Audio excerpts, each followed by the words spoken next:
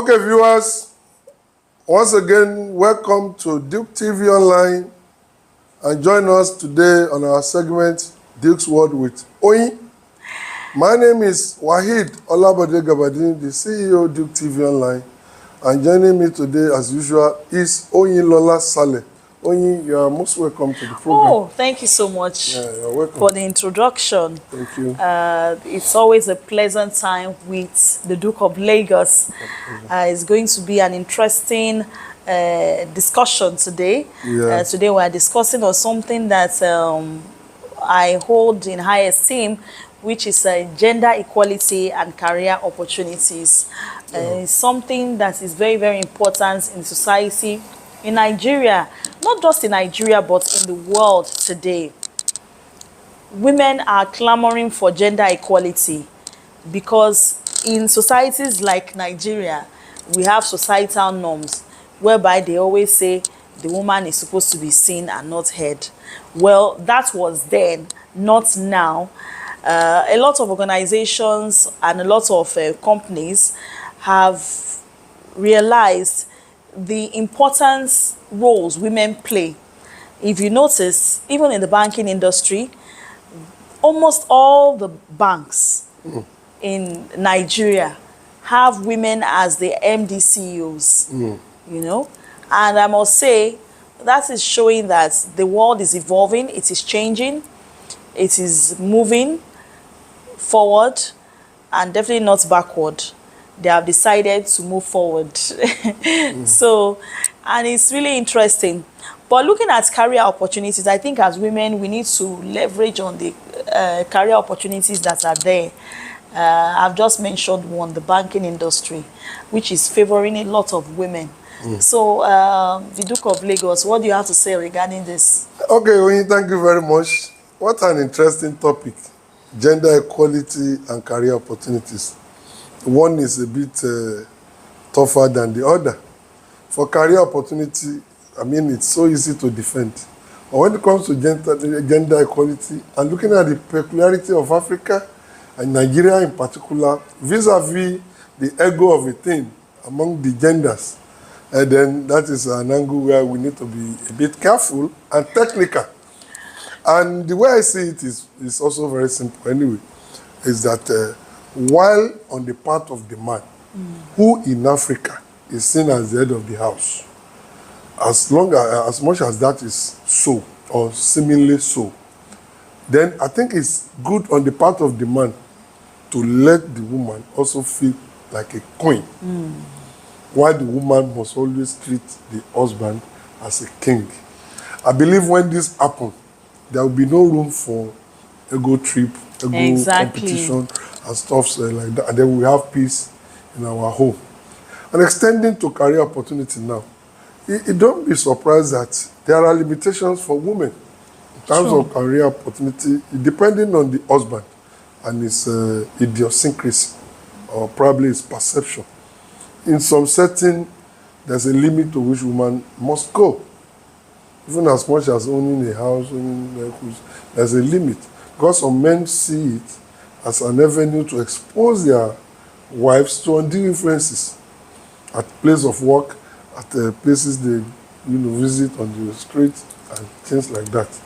But then, some men are not actually like that. Exactly. But then, we've seen a lot of responsible women that even in relating with men, you dare not discuss stuff like that with them because you don't see it in them. They are so career focused, they are so serious minded, and they are so reserved that you as a man, you cannot even do it. And they are not interested. They know they are married and they are focused, they are faithful to their husbands, but they also need to pursue a career. And going further, we cannot separate career with economy. Yes, true. Because it enjoys remuneration. Yes. And these days, looking at the tightness of the economy, is it not good to refer to the Yoruba saying that that is, when you bring something to the table, I add to it, then it becomes easier for both of us and our children. So let me stop here for now. Well, Taking a look at career opportunities, I think let's just look into various industries. For example, technology.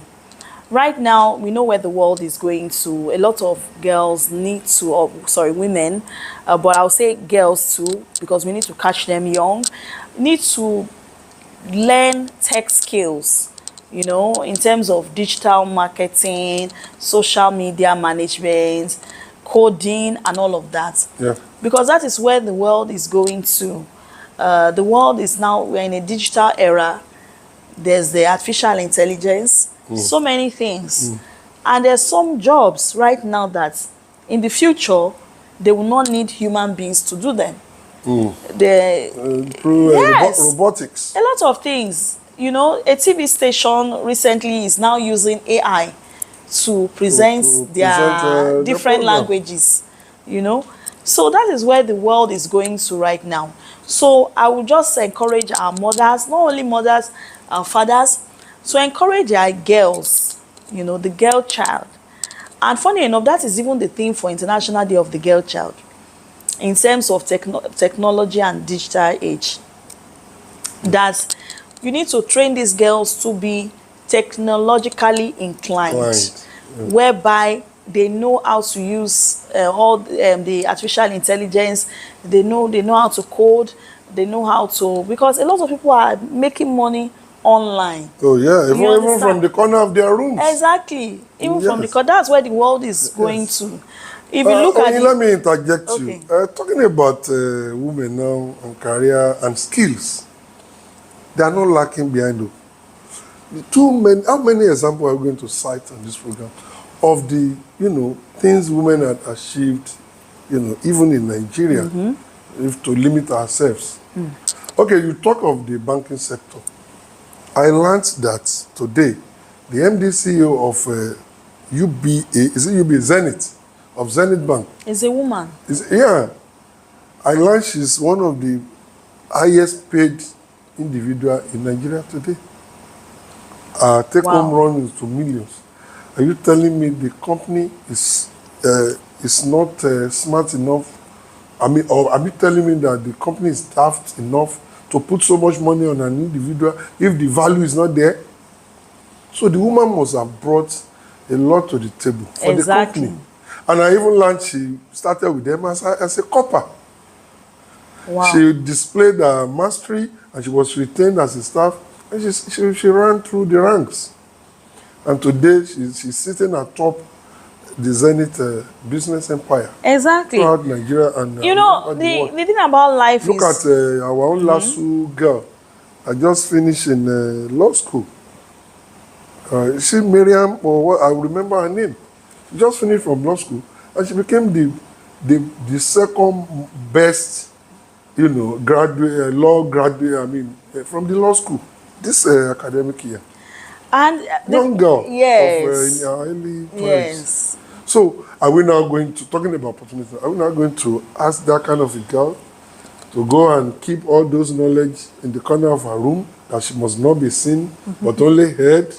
So I think we must give women even more opportunity. Before I stop, let me also mention Omolade Gold. I have to mention that because of the sector she belongs to. It's one sector we look down upon. But for her, it's a big deal. And I'm talking of a truck driver. Wow. In her early 20s. A female truck driver. Not 10-tire truck or 16-tire truck, all these long trailers. Carrying cement, carrying heavy loads from one state to another on daily basis. And as we speak now, Omolade is now a social media star because a lot of Nigerians appreciate her. And she doesn't even have that kind of body. That's impressive. She's a leg person like me. You dash me banana. Am I not leg? You leg like this. You full ground repete. Make people find me food. I know shop well. So that is it. And she's doing us proud. Not only the female folk, even all male, we are so proud of her. And I am one of her fans. If she doesn't know, she should know today. I'm one of her fans. So many of such. We can't limit them down, but we encourage them, we guide them. Yes, women are doing great things, you know. In so many sectors, they have ventured into, is it the oil and gas, is it the aviation sector? We have the female pilots. You name it, we have been able to break the barrier, and we keep shattering the glass ceiling, not because I'm a woman, but because I celebrate strong, brave, courageous women that are venturing into fields that even I myself cannot think. I can't put myself in a situation and phantom even carrying a plane and saying I want to be a pilot.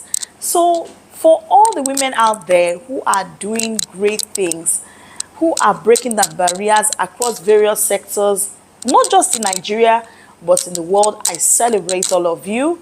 We need to celebrate ourselves every day, because to be a woman in this world is not easy.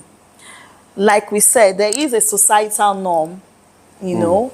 It's in Nigeria, it's even in various parts of the world. Gender equality is not just a fight that we fight in Nigeria, but it's a fight that is being fought around the world, you know, where women want to be seen, they want to be given equal rights in the boardroom. Because they have blood flowing in their Somebody veins. was telling me something the other day in an organization when she became the president.